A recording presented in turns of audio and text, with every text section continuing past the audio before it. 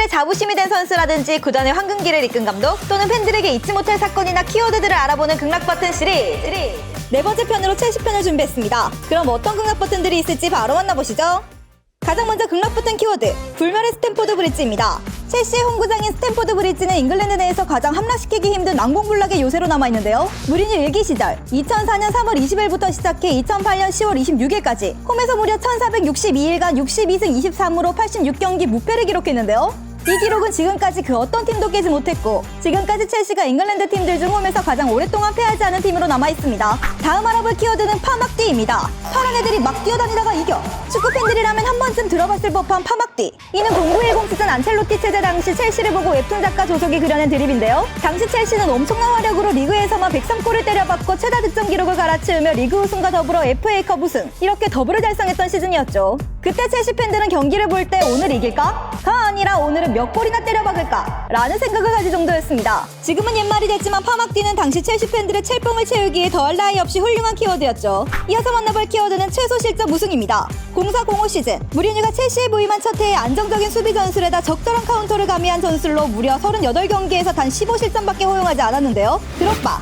구두연센, 램파드, 로벤과 도프 등을 활용해 이기기 위해 필요한 최소한의 득점을 뽑아내면서 경기당 평균 1.89 득점을 기록. 또 후방에는 존 테리와 카르발류의 철통같은 수비로 경기당 평균 0.39 실점을 기록했죠. 훗날 무리뉴는 인터뷰를 통해 자신이 맡았던 팀 중 가장 강력했던 팀은 0405 시즌 첼시를 뽑았으며 당시 그 누구와 붙어도 지지 않을 것 같았다고 밝혔는데요. 이 기록은 현재까지 5대 리그를 통틀어 여전히 최소 실점 우승 기록으로 남아있습니다. 다음 만나볼 키워드는 첼렘덩크입니다. 첼시에서 가장 역사적인 시즌으로 남아있는 1112 시즌 존 테리, 램파드, 드록바, 체일 등 첼시의 중추 라인이 어느덧 황혼에 접어들면서 리빌딩을 진행한 첼시. 하지만 기대와는 달리 리빌딩이 매끄럽게 되지 않았고 다소 힘든 시기를 겪고 있었죠. 당연하게 챔스에서도 첼시의 우승을 점치는 사람은 병아리 눈곱만큼도 없었습니다. 비교적 꼴조에 걸린 첼시는 힘겹게 16강에 진출한 뒤 복병인 나폴리를 만났는데 1차전 원정에서 3대1로 패한 후 여기까지가 끝인가 보라는 평가와 함께 당시 감독이었던 빌라스 보아스를 경질시켰죠. 그리고 시즌 중이라 감독 구하기도 힘들었던 터라 공석인 감독 자리에는 당시 수석 코치였던 소년 명수 디마테오를 임시 감독으로 앉히는 첼시.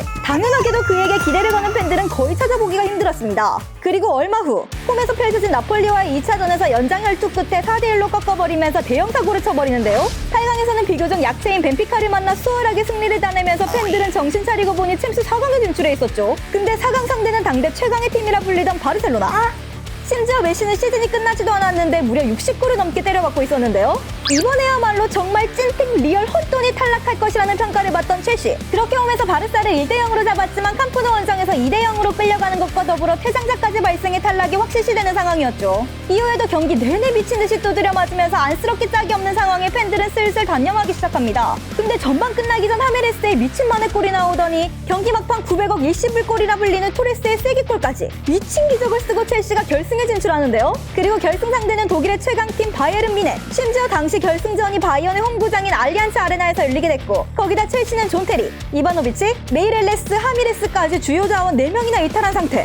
이에 첼시 팬들조차 시작도 전에 2등도 잘한 거야 라며 큰 기대를 하지 않았죠. 근데 뚜껑을 열어보니 미친듯이 뚜디패는 뮌헨을 상대로 나름 악착같이 잘 버텨내는 첼시. 그러다 83분 밀러에게 헤더골을 내주면서 탈락행 급행열차를 타기 무섭게 88분 드록바의 극적인 동점골로 첼시는 경기를 연장까지 끌고 갔죠. 연장전부터는 체우가 말도 안 되는 존재감을 발휘하는데 연장전만 로벤이 PK를 선방해내더니 승부차기에서 올리치, 슈바인슈타이거의 킥을 연달아 세이브해내면서 이 말도 안 되는 서사를 완성해버리는 첼시. 그렇게 그 누구도 감히 기대하지 못했던 이 결과는 구단 창단 107년 역사 동안 팬들의 오랜 수건이었던 첫 챔스 우승을 선물하게 됐죠. 그리고 당시 리그 6위에 그쳤지만 챔스 우승을 달성해 4위이자 라이벌인 토트넘을 제끼고 다음 시즌 챔스 진출권까지 획득한 첼시. 매경기 드라마틱한 경기와 더불어 예상을 뛰어넘는 결과, 그리고 끈끈한 팀워크와 끈기로 할 수 있다는 도전 정신을 보여준 해당 시즌은 첼시 팬들에게 축구 그 이상의 무언가를 느끼게 해준 아주 특별한 시즌으로 남아있습니다. 이어서 첼시 팬들의 극락 버튼이 된 인물, 가장 먼저 토마스 투헬입니다. 2021년 1월 아쉬운 성적으로 경질된 램파드의 후임 감독으로 부임하게 된 투헬. 10위까지 떨어질 정도로 좋지 못한 분위기 속에서 투헬이 부임하자마자 첼시는 지지 않는 축구를 보여주면서 리그에서는 4위로 마무리, FA컵 준우승, 결정적으로 챔스에서 아틀레티코 마드리드, 레알 마드리드, 맨체스터 시티를 연달아 격파하며 약체로 평가받던 첼시를 데리고 첼렌덩크 시즌2를 완성시켰는데요. 바로 다음 시즌은 무관에 그쳤으나 공격진을 암울한 경기력에도 탁월한 전술 능력으로 팬들에게 큰 지지를 받게 됐죠. 그리고 시작된 2-2-3 시즌, 로만에서 토드볼리로 구단주 체제가 변경되면서 투엘은 새로운 보도진과 이해관계가 맞지 않았고 시즌이 시작된 지 얼마 지나지 않아 경질되고 말았는데요. 그 후임 감독들이 엉망의 성적을 보이고 있는 만큼 아직도 팬들은 투엘을 많이 그리워하고 있습니다. 다음 만나볼 극락 버튼이 된 선수는 마르셀 드사이입니다. 프랑스 철의 포백 일원으로 로만 인수전 첼시의 최고 스타 플레이어였던 드사이. 어깨 깡패를 넘어 어깨 야쿠자 마피아 수준의 피지컬로 첼시의 후방을 든든히 책임졌는데요. 실력적으로는 말하면 입만 아프고 주장원장을 차고 팀을 이끌며 중위권 팀을 챔스권까지 끌어올렸죠. 매 시즌 40실점 이상씩 하던 첼시에 넘어오자마자 빠르게 수비 안정화를 시키면서 실점률을 대폭 감소시켰고 지금까지도 드사이는 첼시의 역대 베스트를 거론할 때마다 센터백 한 자리에 빠지지 않고 이름을 올리고 있습니다. 이어서 만나볼 선수는 클로드 마케렐레입니다. 마케렐레는 레알에서 넘어와 램파드, 애쉬양 등과 함께 맹활약하며 2000년대 중반 첼시의 중원 장악에 큰 힘을 보태줬는데요. 훌륭한 수비 능력으로 중원을 쓸고 다니며 05-06 시즌 팀의 최소 실점 우승에 크게 일조했습니다. 당시 마케렐레는 팀을 넘어 리그 최고의 수비형 미드필더라는 평가를 받았으며 이를 증명하듯 2005년 피파 월드베스트에 이름을 올린 것만 봐도 그의 위상이 어땠는지 확인할 수 있는 부분인데요. 심지어는 미드필더 역할 중 포백 포호를 중점적으로 맡는 마케렐레 롤이라는 용어가 생겼을 정도로 대단한 활약을 보인 선수였죠. 약한 피지컬이 화려한 선수는 아니었지만 마케렐레는 탁월한 전술이의 능력과 헌신적인 플레이로 아직까지 첼시 팬들에게 좋은 기억으로 남아있습니다. 다음 만나볼 선수는 티아고 실바입니다. 36살이라는 적지 않은 나이에 첼시에 넘어와 헌신적인 플레이로 39살인 현재까지 현역 생활을 이어가고 있는 티아고 실바. 철저한 자기관리와 모범적인 멘탈로 은퇴할 시기가 한참 지났음에도 큰 무대에서 핵심적인 역할을 맡고 있는데요. 이러한 실바에게 어린 선수들은 많은 걸 보고 배우면서 좋은 영향을 펼치고 있으며 특히나 수비진이 줄줄이 부상으로 나가리 되는 상황에서도 꿋꿋이 자신이 맡은 역할을 충실히 지켜내고 있죠. 이런 꾸준함으로 실바는 몇 년간 암흑기를 걷고 있는 첼시에서 빛과 같은 존재였으며 2-2-3 시즌에는 첼시의 올해의 선수를 받기도 했는데요. 혹사 수준으로 불려지며 지속된 노인 학대로 이제는 폼이 많이 떨어져 이별을 준비하고 있는 티아고 실바. 몸은 떠나도 그가 커리어 황혼을 보여준 헌신은 첼시 팬들의 내리에 영원히 남아있을 예정입니다. 이어서 만나볼 인물은 응골로 깡테입니다. 첼시 역대 최고의 미드필더를 거론하면 절대 빠지지 않고 등장하는 응골로 깡테. 깜찍한 외모와는 달리 개처럼 뛰어다니며 그라운드를 휘젓는 모습에 팬들의 사랑을 듬뿍 받는 선수였는데요. 깡테를 본 드사이는 지구의 71%는 물로 덮여있고 나머지 29%는 응골로 깡테에 의해 커버된다 라는 말을 남길 정도였으니까 말이죠. 특히나 1617 시즌에는 압도적인 활약으로 팀의 리그 우승을 완전히 캐리, 수비형 미드필더라는 포지션으로 PFA 올해의 선수, PL 올해의 선수, FWA 올해의 선수 등 상이랑 상은 모조리 휩쓸었습니다. 당시 첼시는 유럽 대항전도 나가지 못할 상황이었는데 발롱도르 8위에 랭크됐을 정도였죠. 뿐만 아니라 2021 시즌 챔스에서 레알, 맨시티 등을 박살내던 깡테는 경이로울 정도의 클래스를 보여줬는데요. 이딴 당시까지만 해도 깡테는 마케렐레의 재림이라 불렸지만 이후 압도적인 활약에 이제는 마케렐레를 능가했다고 평가를 받고 있습니다. 이어서 알아볼 인물은 테드 드레이크입니다. 첼시의 근본을 다진 감독으로 남아있는 테드 드레이크는 1952년 첼시에 부임해 팀의 현대화에 앞장섰는데요. 당시 돈을 뿌려 스타 플레이어들을 줍줍했지만 성적을 내지 못해 돈질할만 하다 끝난 첼시. 드레이크는 부임하자마자 팀의 전반적인 체질 개선에 나서며 훈련 시스템을 개편, 또 로고에 사자를 그려 넣으며 이미지 쇄신에 힘썼죠. 특히 유스 시스템 개편이 대단했는데 유망한 선수들을 수집하고 시스템 전체를 뜯어고치면서 기초를 튼실히 했는데요. 그리고 2년 후인 54-55 시즌, 이러한 변화를 바탕으로 첼시는 창단 첫 리그 우승컵까지 들어올리게 됩니다. 당시 드레이크의 업적은 현재 첼시 구단 역사와 발전에 있어 아주 중요한 전환점으로 평가받고 있죠. 다음 만나볼 선수는 지앙프랑코 졸라입니다. 30살이라는 적지 않은 나이에 첼시로 넘어온 졸라. 첼시에 오자마자 선굵은 축구로 대변되던 영국 축구의 환상적인 테크닉으로 리그를 씹어먹었는데요. 후에 로벤, 아자르 등이 있었지만 지금까지도 첼시 역대 최고의 윙어이자 테크니션이라고 불리고 있죠. 사실 로벤이나 아자르가 뛸 때의 첼시 위상과 졸라가 뛰던 시절의 위상 차이는 상당했기 때문에 그만큼 졸라가 팀에서 차지하는 위상이나 비중은 더욱 높게 평가받고 있는데 그 시절 나이만 봐도 30살에 넘어와 37살까지 팀의 에이스로 맹활약했으니 첼시 팬들에게는 영웅 그 자체인 거죠.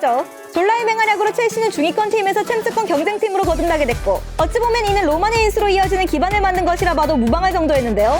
구단에서도 이러한 졸라의 위협을 기리기 위해 그의 등번호 25번을 비워두면서 암묵적인 영국 열번이었으나 2-3-2-4 시즌 카이세도가 25번을 달면서 영국 열번을 끝마치게 됐죠.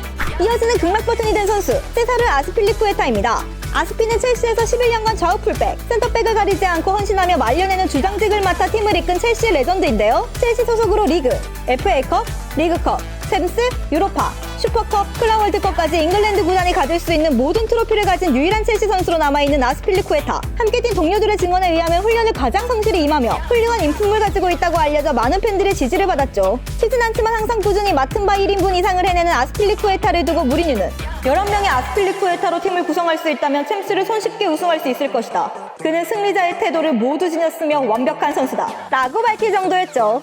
다음 만나볼 선수는 론 해리스입니다. 첼시에서만 18년을 몸담으며 총 795경기로 구단 최다 출장자로 남아있는 론 해리스. 64-65 시즌 팀의 최초 리그컵 우승에 일조하더니 70-72 시즌에는 주장으로서 UEFA 위너스컵을 우승으로 이끌며 구단 최초 유럽 대항전 트로피를 가져오게 됐죠. 피치 위에서는 강인한 정신력과 투지로 팀을 이끌었으며 바깥에서는 팬들과 깊은 유대를 쌓으면서 첼시 역사상 가장 사랑받는 인물 중 하나로 남아있습니다. 이어지는 극락 버튼이 된 선수는 페트르 체흐입니다. 첼시 역사상 최고의 키퍼가 누구냐는 질문에 단연코 가장 먼저 나오는 이름인 체흐. 일각에서는 첼시를 넘어 프리미어리그 한정 최고의 골키퍼라 평가받고 있습니다. 역대 PL 한 시즌 최다 클린시트, 리그 최소 실점, 구단 최다 클린시트, 1025번 연속 무실점 등 골키퍼와 관련된 기록은 압도적인데요. 특히나 그의 헌신적인 플레이로 심각한 머리 부상을 입었음에도 헤드 기어를 끼고 나와 탑급의 실력을 보였던 체흐. 셀름 덩크 당시 PK와 승부차기에서 보여준 그의 선방 능력은 팬들에게 큰 감동을 선사했죠. 14-15 시즌부터 기량에는 큰 문제가 없었으나 새파란 후배 크루투아에게 입지가 밀리면서 라이벌팀 아스날로 떠나게 된 체흐. 이후 11년간 첼시의 후방은 걱정이 없을 정도로 든든히 자리를 지켜준 체흐는 말년에 팀에 돌아와 플레잉 코치를 도맡았고 은퇴 후에는 테크니컬 디렉터로서 팀에 헌신했는데요.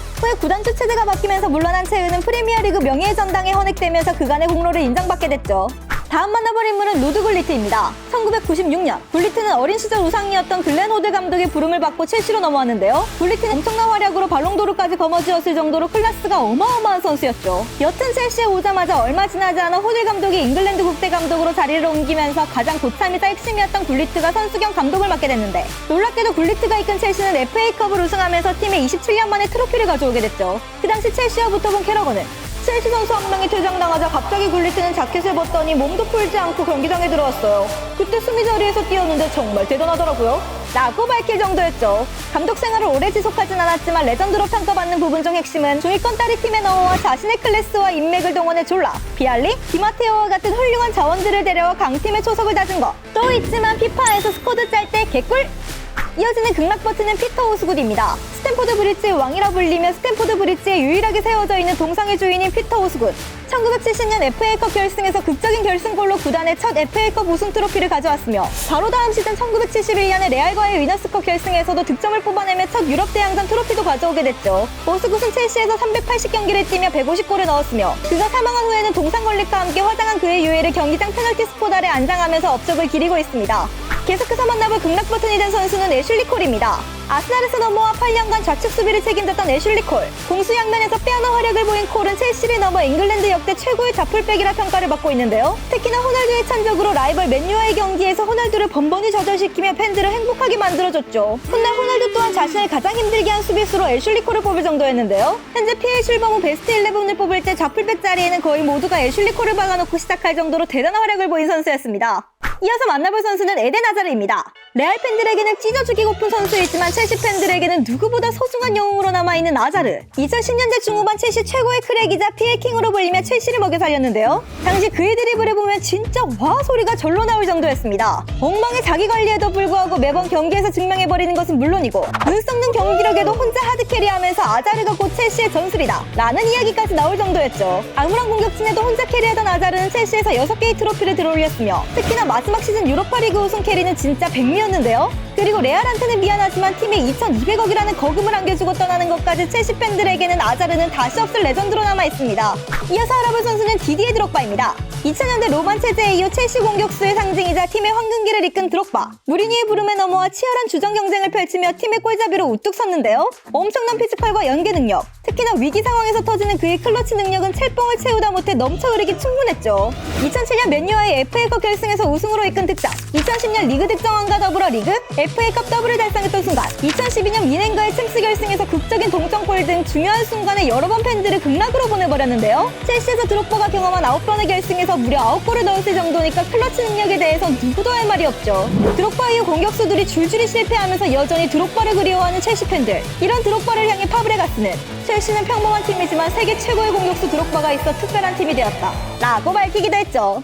이어지는 극락 버튼은 프랭크 램파드입니다. 미들라이커의 표본이자 첼시의 상징으로 남아있는 푸른 심장 프랭크 램파드. 램파드는 미친 득점력을 바탕으로 첼시 역사상 최다 득점 기록을 가지고 있는데요. 특히나 기복 없는 플레이로 첼시에서 10시즌 연속 두 자릿수 득점을 올렸으며 강인한 체력으로 164경기 연속 선발 출장이라는 미친 찰광왕의 포스를 보여준 램파드. 이는 골키퍼를 제외하고 필드 플레이어 중 리그 최다 기록인데요. 절대 고장나지 않는 램파드 덕에 2000년대 첼시의 미드 한 자리는 전혀 걱정이 없었죠. 또 축구 지능 또한 상당히 훌륭했는데 첼시에서 지능 검사 결과 IQ 150이 넘었을 정도였다고 합니다. 육각형 미드필더라 불리는 램파드는 0405 시즌 13골을 때려 넣으며 팀의 50년 만에 우승을 이끌었으며 그 활약에 힘입어 램파드는 발롱도르 2위에 오르는 기염을 토했죠. 그 바로 다음 시즌에도 16골을 기록하며 리그 연속 우승에 성공. 이후에도 존 테리를 보좌해 부주장으로서 팀을 이끌며 수많은 영광을 함께했는데요. 은퇴 후 감독으로 부임해서는 그다지 좋지 못한 성적을 보였지만 그가 선수 시절 보여준 활약은 첼시 팬들에게 영원한 극락 버튼으로 남아있습니다.